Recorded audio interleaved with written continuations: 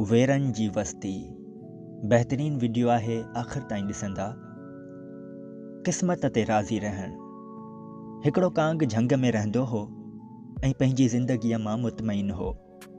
पर हिकु ॾींहुं हुन हंज पखीअ खे ॾिठो ऐं कांग सोचियो, हंज पखी एतिरो अछो आहे ऐं मां एतिरो कारो, हीउ हंज पखी दुनिया जो सभ खां ख़ुशि पखी हूंदो।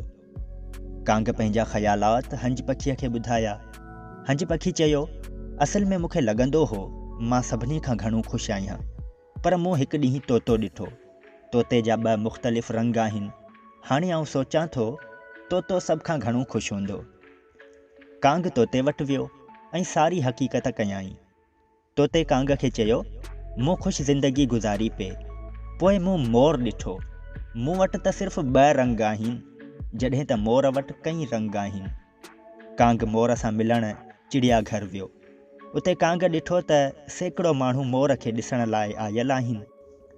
कांग चयो, प्यारा मोर, तूं तमामु ख़ूबसूरत आहीं। तोखे ॾिसण रोज़ानू हज़ारे माण्हू ईंदा आहिनि। मूंखे लॻे थो तूं दुनिया जो सभ खां घणो ख़ुशि रहण वारो पखी आहीं।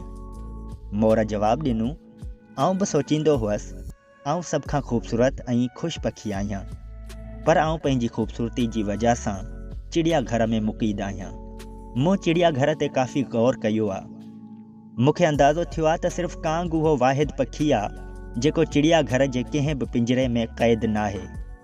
कुझु ॾींहं खां मूंखे लॻंदो आहे, अगरि आउं कांग हुजां हा त आज़ादु हुजां हा। असां इंसाननि जो बि इहो ई मसइलो आहे। पाण ॿियनि सां पंहिंजी भेट करियो, पंहिंजूं ख़ुशियूं बर्बादु करे छॾियूं।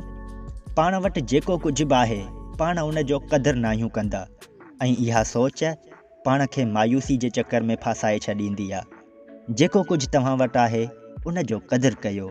भेट करणु मायूसी जी जड़ आहे। पाण बि ख़ुशि रहो ऐं ॿियनि में बि ख़ुशियूं वंडियो।